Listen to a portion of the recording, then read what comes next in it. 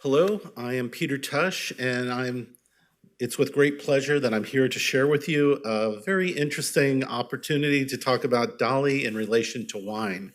So as part of our Vinos celebration and some of the programming that we're doing, I'm going to be presenting a talk now on the Wines of Dalí, Visions of the Dark Grape. And that maybe promises a little bit too much. I don't know how dark these stories are going to be, but I think that there's some really interesting observations that can be shared in relation to Dali and the topic of wine. And there's a great quote by Dali in his Diary of a Genius from 1954. He says, "I've always thought that a grape held very close to the ear should make some kind of music. So at that end of the meal, I have the habit of taking a grape from a bunch and purring it into my left ear. The coolness delights me, and I'm already thinking of how to utilize the mystery of that delight."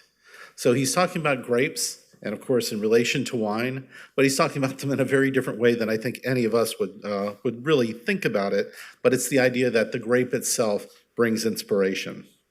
So let's look a little bit about the real core of this talk, which is the fact that in 1977, Dali published a book called The Wines of Gala. It's a book that he did the illustrations for.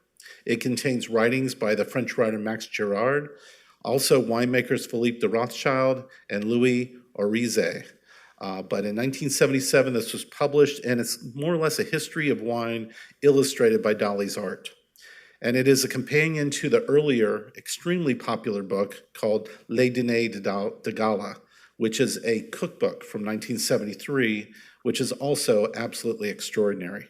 So you should really see these two books as two companion sets, and both of them have been reprinted recently by Tush, the publisher. So they're both easy to get, and they're both absolutely delightful. So this is a photograph of Dali on the earlier book in 1973 when he was preparing the recipe book, the cookbook of Dali. This is him with the chef of Maxime's, who contributed a number of the original essays and recipes. And you can see that this extraordinary buffet that's being presented in front of us also has a number of wine bottles off to the side. So wine was always thought as an essential part of any pairing with the recipes from the original cookbook. And in the preparation of that original 1973 cookbook, you can see the recipes here. Here's recipes 38 and 39, and the photos would always contain bottles of wine in relation to the amazing meals that were being suggested. So when we come to the Wines of Gala, the description by Tashin for this republishing, I think, is very much to the point. They describe the book as a flamboyant, free-flowing manifesto in favor of taste and feeling in relation to wine. And there is a part of it from The Secret Life, going back to a quote by Dali from much earlier. He said that in relation to Gala and relation to wine, he said, "Seated on a dry rock wall, Gala ate black grapes. It was as if she were growing brighter and more beautiful with each new grape. And with each new silence, rounded afternoon of our idyll, I felt Gala sweeten in unison with the grapes on the vines." So again, coming back to the grape itself, not so much the wine.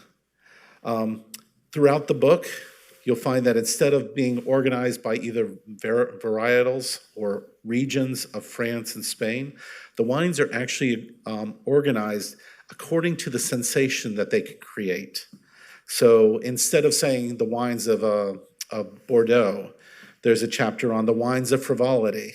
There's another chapter on the wines of veils, and even one on the wines of the impossible.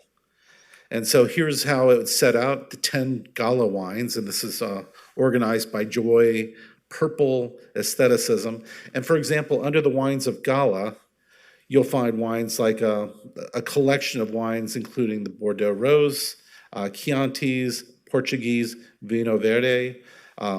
Greek wines are grouped into chapters, and Greek wines. And they're grouped into chapters according to their the experience that they inspire.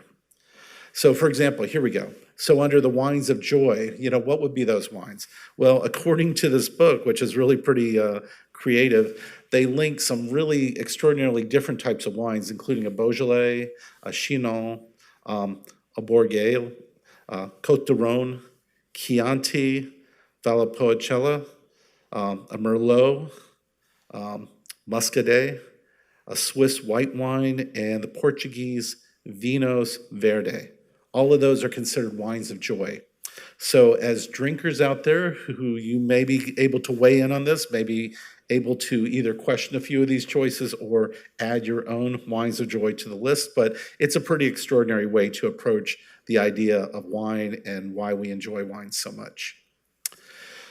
Dali's illustrations throughout are just absolutely mind-boggling. So the book is stuffed with Dali art related to wine. So he goes through his own career and pulls a number of images that relate to wine and drinking. But he also appropriates and reimagines images from really disparate sources, from the Renaissance, from the Baroque, magazine illustrations, and he transforms them into the service of the grape. And this is certainly a perfect example. He doesn't title these collages, but you can see this little tabby kitty, which happens to have two different colored eyes, and it seems to be spouting wine or blood, we're not quite sure which is feeding the multitude of nudes that have surrounded it, almost like a sort of a neck, I'm drawing a blank at the moment, but around its neck. So it becomes almost like a halo underneath. And then Dali has clustered in a few images from other paintings that he had done. So extraordinary, very strange, and very much in keeping with this kind of free-flowing, frivolous connection with wine. So in general, Dali is definitely part of wine culture as a society in which he grew up and lived. He says that in The Secret Life, I just drank a bit more wine, one of those local wines that are unpretentious, but in their own right, one of the most delicate secrets of the Mediterranean. For they have the unique bouquet in which, along with the great deal of unreality, one can almost detect the sentimental, prickling taste of tears. It's a very unusual way to describe a local wine, but for Dali, this is what's extraordinary about wine. It can capture the flavor of a region, and for him, he particularly enjoys the wines of the Mediterranean and the way that they can capture the prickling taste of tears, to use his description. And this is one of his paintings from 1956. Early on in his paintings, you can see paintings of still lives that he did when he was in Cadaqués, basically looking at his mother's kitchen, and so there are bottles of wine in several of these paintings. Also, as a student, he'd be painting figures who would be using the props, and in The Seated Monk, there's a vessel that would have been used to carry wine. When Dali started throwing parties in Port Legat in the 1950s, he would always serve a particular cava, which is a perlata. And Perlata was a winery owned by a family friend and fellow Catalan named Miguel Mateo. And so Dali would always have cases brought up, cases of these Perlata cava that he would serve at all of his parties. So it was very much, cava was something that you had to have a party with friends. And then as time has progressed, of course, Dali's paintings have lent themselves beautifully to a whole variety of different vineyards and distilleries. And so here's just one example of the many opportunities where Dali paintings have been used to grace wine bottles. So early on in Dali's Secret Life, he shares a number of stories. And one of the most extraordinary story is the story of going on a bender. This is Dali as a student in 1924. This is around the time that he really started to establish some very good relationships with friends such as Federico Garcia Lorca, Luis Buñuel, and some of the other figures in Madrid at the time. And he talks about how he went from being sort of a country bumpkin to a much more sophisticated young student. And it was really at their behest that he went through a transformation. One of the things they did is they cleaned him up, they gave him a proper haircut, they encouraged him to purchase some clothing which would be more appropriate with the time for a sophisticated person in the city. And they also introduced him to nightlife and cocktail culture. And Dali has this extraordinary series of pages about this particular evening where he goes out on a bender. And it's the first time he gets really drunk. And it's hilarious the way he sets it up. I'm not going to describe it other than to say that there are some very surprising anecdotes in the way that Dali has to deal with the world, the way he perceives the world at that time, and the way he has to relieve himself. And I'll leave it at that and encourage you to get a copy of Dali's autobiography, The Secret Life, and share the joy in which he shares these stories of going on this bender. But it's his introduction to the inebriated states that one can attain through copious amounts of wine and alcohol. And later, Dali says that alcohol confuses everything. It gives free rein to the most pitiful subjectivism and sentimentalism. And afterwards, one remembers nothing, and if one does, it only gets worse. So he's not really celebrating the inebriated state as much as making the observation that maybe it's not for everyone. He has a couple really charming early paintings where he more or less reflects on this kind of evening nightlife culture around alcohol. This is one called Cabaret Scene, where you get all these very curious and strange figures that are interacting around the tables with copious amounts of alcohol poured on all of them. And then there's this one called Late Night Dreams, where you can see Dali and his friends basically descending onto the city of Toledo in the evening hours and various encounters they have while in a drunken state. And it's a really charming piece. It's very different than anything Dali did after this, but it captures a lot of fun, including, I don't know if you can see it, but on the upper right-hand side, there's a gentleman who seems to be baying at the moon because he's been just captivated by the spontaneous nature of the nighttime and alcohol flowing through his veins. Dali actually wrote a poem he dedicated to his friend Federico Garcia Lorca, and it's called Fish Pursued by a Bunch of Grapes. And I'll just read this passage. That fish and that a bunch of grapes were nothing more than very small things, yet small things rounder than most, and were kept up quietly in their place. There are small things that are shooting stars, that are altogether wet when their place is being changed. That small thing, which was a shooting star, stayed on the table. There are small things that are flat. There are small things that stand on one leg. And there's something very, again, almost inebriated in his discussion about fish and grapes, and this very peculiar sort of homage to the still life and how small items can be the source of great passion and amusement. And we go on to a couple different periods of Dali's career where wine and grapes have different associations. So while Dali was a surrealist, wine and grapes became associated with almost blasphemy. And this is the perfect example. This is a painting in our collection called Profanation of the Host. And in the very upper right-hand side, there is a figure of a gentleman spitting, it appears to be blood, onto the body of Christ, which would be the bread or the wafer from the Catholic service, and the chalice, which would contain wine, which is seen as the blood of Christ. So a very provocative and blasphemous moment in a very, very strange and surreal painting that he was creating. But at this point, there's that idea of wine has a spiritual quality to it which needs to be blasphemed. And so he's keeping very much consistent with surrealists who were pretty much all anti-Catholics at this time. Here's another painting from a year later called The Font. And you can see this extraordinary landscape that Dali creates on the left-hand side. And then you have this detail of what appears to be an altar. You have, once again, the chalice with the blood of Christ and the Eucharist, which is the body of Christ. And then there's a smear of blood off to the side. So again, wine that needs to be blasphemed because of its religious associations. So very shocking images, but wine is part of that experience. And then we move a little bit further into surrealism, and we move from those specific sacrilegious or blasphemous moments to much more that idea of wine and grapes having a hallucinatory or visionary quality. And this is one of the photos that's actually used in the book, The Wines of Gala. And if you look at the right-hand side, obviously there's a photo of a beautiful bottle, a light wine that's here in probably the Bordeaux region on this beautiful still life spread. But on the left-hand side, there's something that's not immediately obvious what we're looking at. And if you squint your eyes a little bit, you might be able to see what I first saw, which is the head of a fish.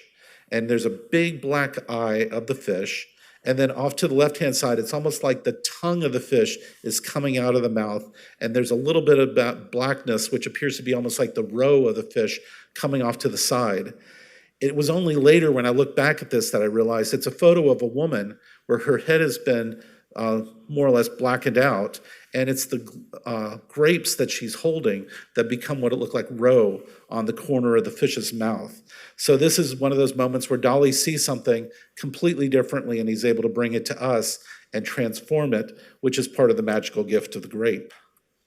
This is another one. Dali's favorite painter, Jan Vermeer, has at this point become a tabletop.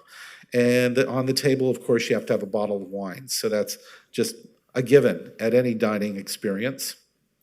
And Dali has a great quote here. He said, "I felt ideas and ideas being born and vanishing, succeeding one another within my head with an unusual speed, as if by the virtue of the drink, my life had suddenly begun to run faster." So he's talking about a state of how alcohol can actually lead to the kind of visionary experience that Dali's sharing with us in his paintings. So here's another one. This is a perfect example of the kind of visionary experience that seems to be very much closely associated with looking at small, simple things within one's house, and maybe at the help, with a little bit of help from the grape, being able to see them transforming into very extraordinary changes. So for example, we have a still life with this table, grapes are on the right, bit of bread that's cut up, and the end of the bread is on the top, and then a bottle or a glass, which is probably a glass of absinthe on the left-hand side. So absinthe glass, bread, and a cluster of grapes. And then we go into the mid-ground, and you start to see that those same shapes have become people. So there's a woman moving across the landscape on the left. Dali's nanny is seated in the middle. And then there's a gentleman who's leaning on his arm, lying down on the ground, and he's become the transformation of the grapes. So the same type of shape becoming something completely different. And then finally in the background, there's a wall on the right, a big rock in the middle, and a tower to the left, which also resembles those items. So from vegetable to animal to mineral in the transformation. And this is one that's particularly about wine, at least to my mind. This is The Suburbs of a Paranoid Critical Town from 1936. It's an extraordinary image with lots of hidden images and double images. And the one in particular which really captivates us as wine drinkers is the one in the middle. And this is a detail. It's Dali's wife, and she's holding up this extraordinarily dark grape and beckoning us to seemingly taste it. And it's almost like an Alice in Wonderland kind of moment, because it seems like she's the one, the intermediary between the vision in the background and our world. And it's like she's gesturing to us to try one of the grapes, maybe to try the apple of knowledge, that type of idea. And what happens is pretty extraordinary, because you can see the table next to her. There's a broken urn, which would have carried wine. There's the skull of a horse. And then in the background, there's a monument with the back of a horse. And when you look at the study for this, you can see that the grapes themselves transform into that rear shape of the horse, and they also transform into the shape of the horse's skull. So where the eye sockets are the two upper rear areas of the horse up above, which correspond perfectly with the grapes. And then Dali uses this idea of grapes becoming images of death or reminders of death with La Chance de Maldeor. Here you can see a cluster of grapes that become a cluster of little skulls, which is pretty extraordinary. And here we can see another one. This is an illustration to a book that Dali was working on for Michel Montaigne, basically an autobiography of another extraordinary artist who had extraordinary stories of his life. And Dali titled this, "That to study philosophy is to learn to die." And that's the cluster of grapes here, again, leading to death. So if delight with sex can lead to death in some of Dali's paintings, delight in grape and wine can also lead to similar consequences.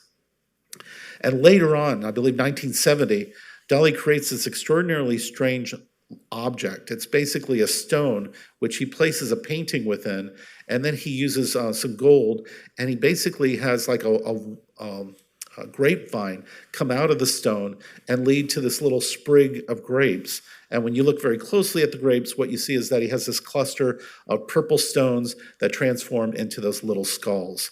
So again, this reminder of delight and wonderment can often lead to one's demise.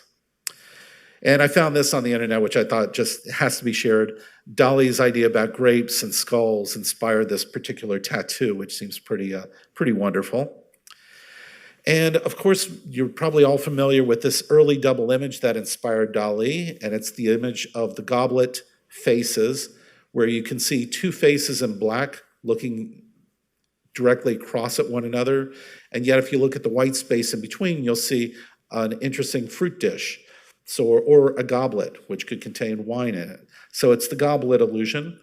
Dali transformed that into a particular jewel. It's got the two faces now in gold, and there's diamonds and I think a large ruby, which becomes the glass or the goblet filled with wine in this transformation. So another illusion. And then this idea of goblets goes all the way through Dali's career, even to the end of the 1970s, when he does an illustration of the 3 cups, the 8 of cups, and the ace of cups, which I think is part of the tarot series, but he's thinking about goblets of wine. Religious grapes, of course, is the counter to the blasphemous grape. And in the 1950s, Dali starts to see grapes and wine as much more associated with the Catholic faith in a positive way, very different from his 1930s period. This is one of the illustrations for the book where you can see that the grapes now have an angel attached to them. And here we have the Last Supper, and of course, Dali's Last Supper is the opposite of Leonardo da Vinci's because it becomes anonymous. We have no sense of all of the apostles and their response to being told that one of them will betray Christ, but Christ is the source of both focus and beauty. And right in front of him, when we get up close, you can see the glass of wine that's become as transparent as the body of Christ himself. And Dali says that taking the cocktail glass filled with my blood and daintily put it down on the metal top of the bar, I felt as greatly moved as Jesus must have felt when he invented Holy Communion. How would the bartender's brain solve the phenomena of this apparition in a glass which he has observed with his own eyes to be half empty a moment before, of the red liquid which now filled it to the brim? Would he understand that it was the blood, and would he taste it? So this is a particular story that Dali's thinking about, but it's that idea of the impossibility and the kind of transformative nature of the blood becoming, of the wine becoming the blood of Christ. Here's another painting from 1956, shortly after that, where you can see that the glass that's floating is once again that same glass of wine that we saw in the Last Supper, connecting it again to the experience of that transformation. Jump up to 1969, and here's 4 illustrations for the Sacred Bible, all related to wine. On the left-hand side, we have the blood of the New Covenant. On the right-hand side, we have Noah, who planted the first vineyard, so that idea of the vineyard and the vine leading to the wine itself, which is part of the sacrament. 2 more images, and they recognized him in the breaking of the bread. And then in the middle, give me a drink, all from the Sacred Bible and Dali's illustrations in 1969. And it should also be pointed out that there are some remarkable and seemingly violent images that Dali also creates in relation to wine.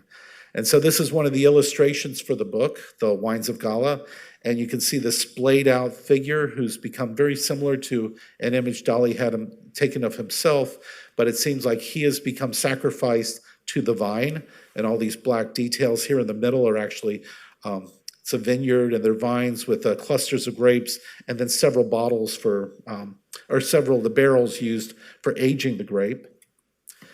This is from Don Quixote from 1957, where definitely he's thinking about wine. It's called The Battle of the Wineskins, and you can see the explosion of the head leading from probably the inebriated state brought on by the wine. And jumping forward to 1977, Dali responds to the caprices of Goya, and this particular one called Moon Reflections, where Goya has captured these monks who are all seated and tapping into their own wine to get drunk. And he has added some extraordinary simple details that make it even more tumultuous and strange and seemingly forbidden, what we're witnessing here. And we're moving very, very close to the end. Talk a little bit about the hedonistic and cuckolded grapes. This is Dali in a hedonistic state. He's wearing what he calls his aphrodisiac dinner jacket, which actually contains creme de menthe. It's not wine, but it is creme de menthe that should each be in these glasses, and also a dead fly.